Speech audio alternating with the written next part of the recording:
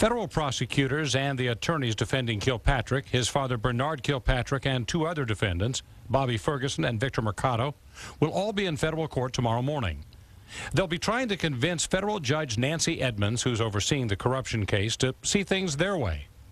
Victor Mercado, who was the director of the Water and Sewerage Department during most of Kilpatrick's reign as mayor, wants nothing to do with his co-defendants and has asked for a separate trial.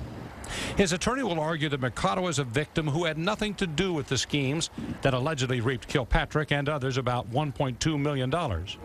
In a court filing, it says Mercado did not profit a penny from the alleged city contract bid rigging scheme and racketeering he and his co-defendants are charged with.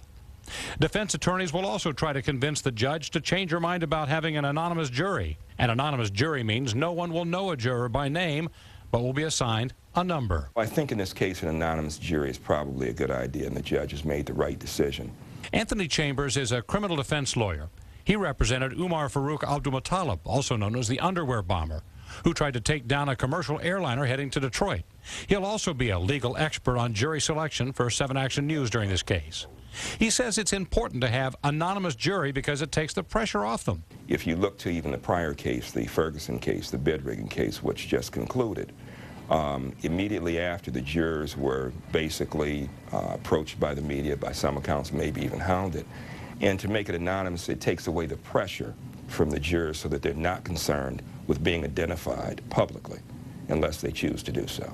As for how important jury selection is to the case, a process that will begin on Wednesday with 300 potential jurors answering questionnaires, Chambers says it's huge. This is the probably one of the largest parts of this trial, if not the biggest part of it, because the jurors are going to be the one who decides guilt or innocence.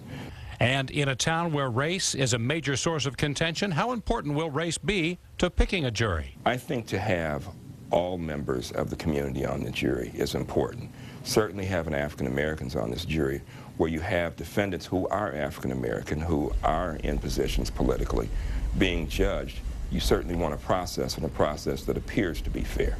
Stephen Clark, 7 Action News.